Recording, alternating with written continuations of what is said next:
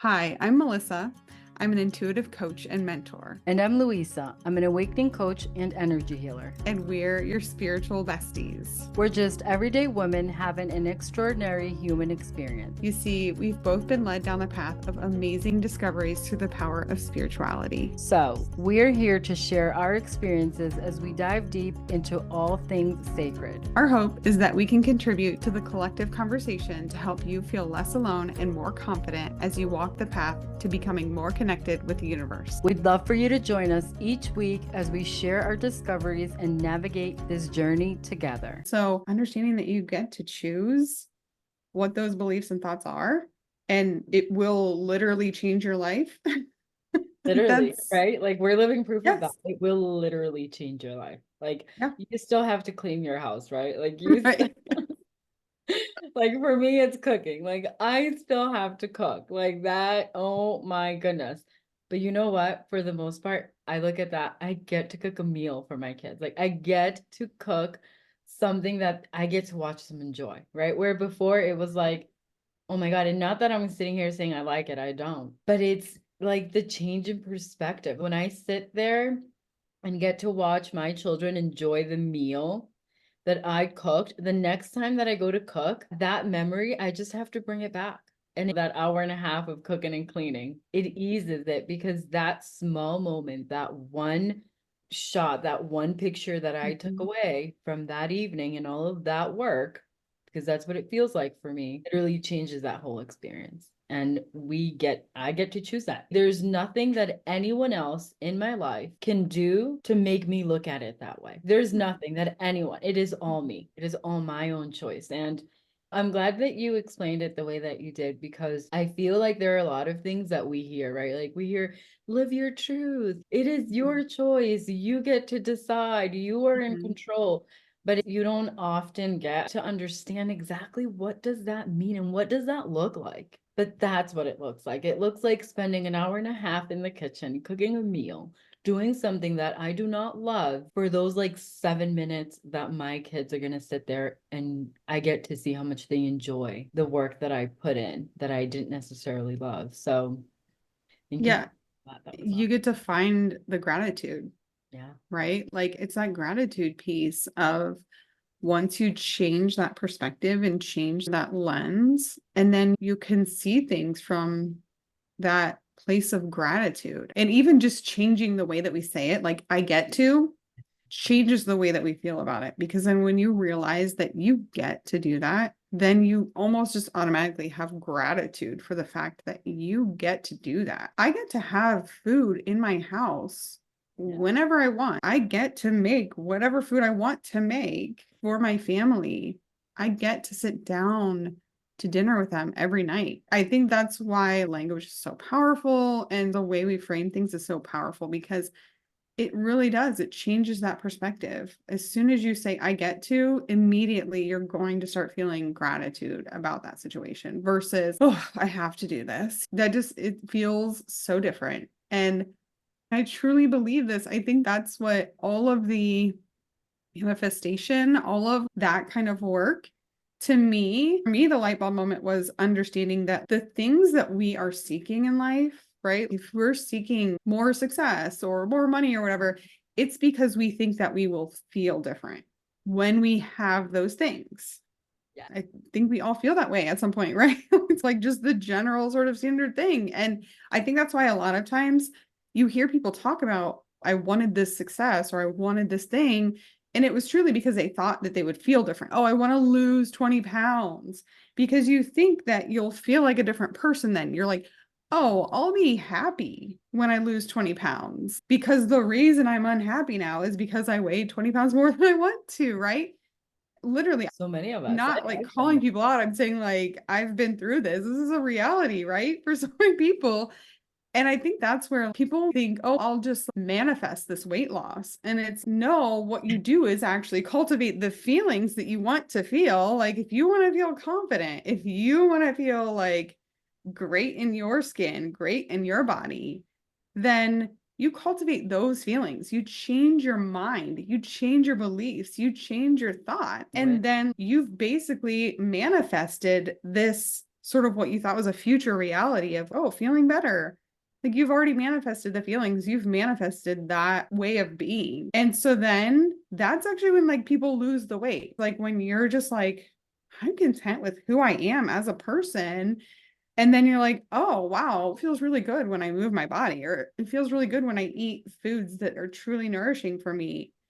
And we just have it so backwards. We think that if we attain some goal, over we here, will feel different. feeling, yeah.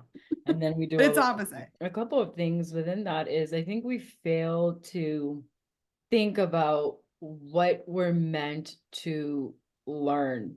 Like when you get the weight loss Mhm. that you think is going to change your life, because that's what most of us think, and I'm speaking from firsthand experience, then where is there to go from there? If to you, that is your highest point. If to you, that is success, then where do you go from there? So did your growth stop then because you already got what you wanted? So you can cease to exist now, right? That's what we're saying in essence. Mhm. And I often, even to myself, even this week, I had a really rough few days. And what got me down from that, it was anger that I was feeling from that state, was realizing that where I'm going requires a set of skills and a set of experiences.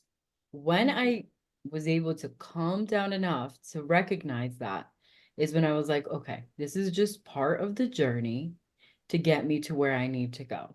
And fully embodying and knowing that I know where I'm going, I know where I'm getting to. I feel that on a day to day basis. I already feel like that person. I embody her. But that doesn't mean that I'm not going to have those issues of thinking that, hey, I just need to get there. I just want to get there. I just want to get there. And I'm not going to get there any faster by just being like, I'm trying to get there. What I'm actually doing, I feel from my personal experience, is delaying the getting there because I'm not actually learning and embodying the things that I need to be ready for when I get there. I think we miss that a lot. There are skills, there is knowledge, there is wisdom from this lifetime and other lifetimes that you need to be able to embody, that you need to be able to bring to the forefront Mhm. of your mind to be able to deal with or manage what you're asking for Mhm. and what you will ultimately get if you embody it. It's hard, I think, on a day to day. Yeah, I mean, with all of this, everything that we've been talking about is we can understand these things and we can work to integrate them and integrate these concepts and really fully embody it. But we're still human beings. We still have our crazy brains there with us every single day. And so I think that's the other part that is so important to understand, that even if you feel like you're on this spiritual journey and you're moving toward this place of embodiment and this place of understanding and really integrating these concepts, you're still a human. And so you'll still have to work with your brain to help you get over some of these things that still are going to come up, because it is so incredibly ingrained in our society that you need to achieve something, you need to do something to get this great result, to get this great success, and then everything will be great, right? I've achieved the thing, I've made lots of money, and now I'm so happy. That's Boy, that shit did not happen for me. no, that's the thing. You can have lots of money, but at some point you're just like, So what? oh, this isn't it. So yeah. Cool, I can pay for stuff, but And then I what? don't feel like I'm actually contributing in some important way, in some impactful way. And I don't feel fulfilled with the work that I'm doing right now. I'm not helping people in this way that actually is making a difference in their lives. And I think that's the thing. That's that first step, is like realizing that this whole money success thing that we've been given isn't actually all it's cracked up to be. Money doesn't really make you happy. There's obviously levels, right? Like Right. people living in poverty, obviously more money is going to tangibly help these people. Some level, it's, oh, cool, you got to that six-figure part. Great. Yeah, Yeah. I'm glad you mentioned that about people living in poverty because actually I'm from Dominican Republic and I was Mhm. born there, but I was brought to the country when I was, I think it was 6 or 8 years old. I can't exactly remember. And in my early 20s, when I rebelled against the world, I went back and I lived there. I lived there for about 3 years on and off. I lived there for a full year and then traveled back and forth, either a year and a half or 2 years. I consider it my home for that time being. And one of the biggest things, the most impactful things in my life today has been going back there. And so it's a third world country for anyone who doesn't know what Dominican Republic is. Very third world. And a lot of people, so I even have some of my friends who at the time when I met them and became friends with them, were still living in houses built from wood. So the all the bottom is wood, and I don't know construction terms, but it's wood pieces, and then the top is this metal piece that you literally buy in. So it would be like three pieces, one, two, or four. One, two for the top of the house, and then the front and the back. There was no actual floor, it was still just the natural ground. And so those people, the poorest people, I have never learned and seen love the way that those people experience. I have one comparison to that in my whole life. The way that those people loved and cared about each other, there's just no words. It just stuck with me. I found even the more people that I met that poverty was a state of mind, is what I've learned. Mhm. It's just amazing to see the mind frame is everything. I've met poorer people that have a shit ton of money compared to my people back home. It's just such a state of mind is what I realized. The level, the Mhm. gratitude. And a lot of times I would be hanging out with them at their homes and it was dinner time and they didn't have money for dinner. They didn't know if they would get dinner that night. And there was nobody in that house complaining. There was not a complaint. Not Mhm. one. It was like looking for the positive aspects of it. And I feel like because it's so easy for us to attain the material things, we can forget the value of Mhm. those things, like food, being able Mhm. to pick our food. We don't all experience it that way here either, but it can be so easy to assume that once we attain something physical, something material, we're going to feel the thing. And it's like you said, that's not usually it. That's when for me, my awakening was like, yeah, so what happens now? You have more than you thought you ever wanted, more than you set out to get for yourself. And now what? And I got stuck there for a few years. I was like, Yeah. now what? Because it really was the question about now what? I didn't know what. There was nothing else that I'd wanted. Yeah. And I think that's really how it starts for a lot of people, right? Is this, oh, I achieved the things that I was supposed to achieve, and I thought it would be different. I thought that I would feel different now, but I don't, that I still feel like there's just something missing. And for me, yeah, it took years before I really was like, oh, okay, so here's what I need to be doing. Because I think that number one is that most of us never took the time to figure out what do I really want. You were just basically told. Yeah. What do I want? Not my parents, not in comparison to my siblings, not in comparison to my best friend, not in comparison to what her parents think I should have and want. Me, just Yeah. me. What do I want? That was, yeah, that's a foreign concept. Yeah. And so you get to this point and you're like, oh, what now? This is not, I didn't get it. I didn't get this thing that I thought I was gonna get, whatever that was, this magical thing where I would get money and then I'd be like, oh, everything's amazing now. And so you're like, what am I supposed to do now? Because you're like, number one, I have no idea Yeah. what I even do want or like how to even get it, right?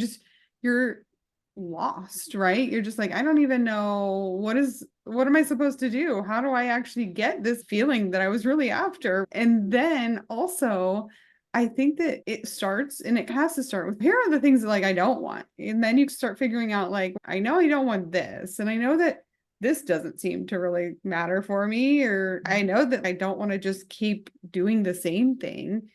And I think that you almost have to get to a point where you're like, okay, I really don't want this anymore. This isn't. And I've talked about this before. I know this is what happened for me. And I believe sometimes the universe will just make you like so uncomfortable that the only option that you really have is to just change directions, because I think it can be super easy to stay in something that's like pretty comfortable for you, because generally by the time you've gotten to the success that you were supposed to get, life's pretty comfortable at that point. Even if it's not meaningful, it's at least comfortable. Yes. Oh my gosh, I'm glad you mentioned that because I think we get stuck there a lot. I see a lot of us get stuck there at comfort.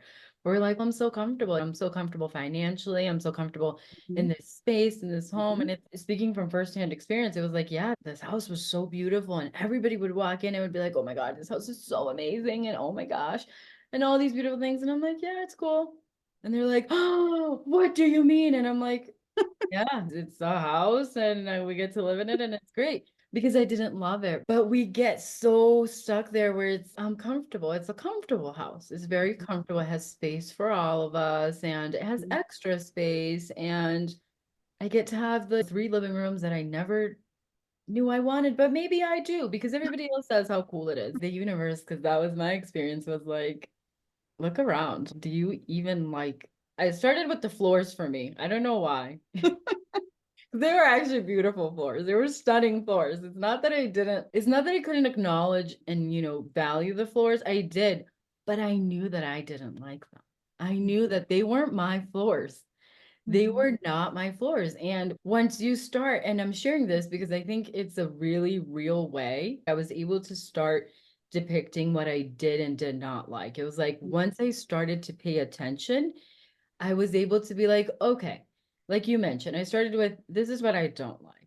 And then slowly that started forming what I did. So I was like, I don't like the floors. And then I was like, you know what? I don't like how many floors there are. Every time I was cleaning, I was like, I do not like that I have to spend 8 hours a week cleaning this place. And then it was like, okay, the backyard. I knew always now I know why more, but I always loved it. I loved the backyard because there was a lot of grass for me to do my grounding on. I would walk around barefoot, and I didn't even know what grounding was at the time, but I knew I loved the backyard. But I was like, do I even like where this house is located? My house was located like my backyard abutted an elementary school, the playground. And what I realized when I started paying attention was I do not like kids that much. I do. I was like, that is a no-go, okay? No, that many kids at lunchtime cannot do it, okay? Because I want to sit outside at my lunchtime. But they're having recess, and that just doesn't jive. It doesn't go hand in hand. And so it was just those little things. Once I allowed myself to, that's not true. Once the universe forced me to slow down and look and feel, once I could feel, once I allowed myself to feel what cleaning for 8 hours a week made me feel, I was like, that shit's not gonna happen. I'm like, that is not gonna happen. That's a no-go. But I had been doing that for my whole life, like since I can remember. I remember the weekend, the airplane touched down on, I don't know, I think it was a Sunday. And the next Sunday I was cleaning. And I was 6 or 8 years old. And I lived with my aunts who obviously did not have that much care for me. But since I was whatever, 6 or 8 years old, all my weekends were encompassed with cleaning for 6, 8, 12 hours a day.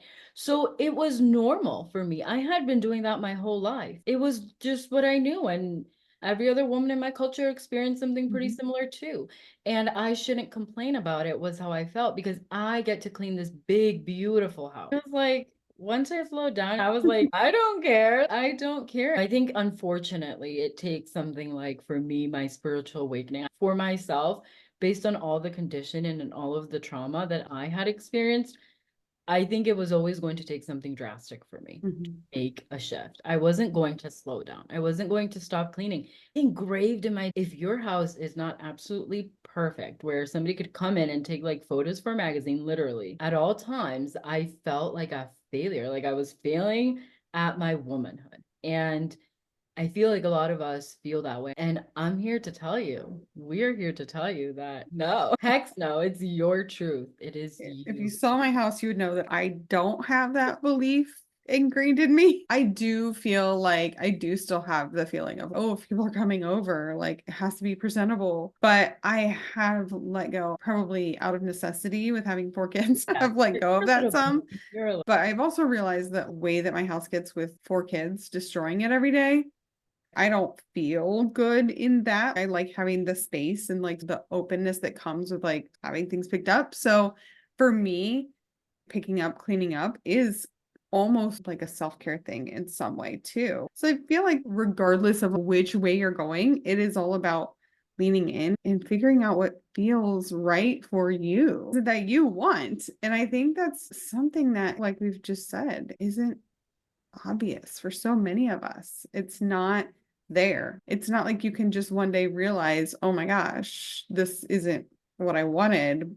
Here's what I do want. Most people aren't going to be able to then just turn around and say, here's what I do actually want.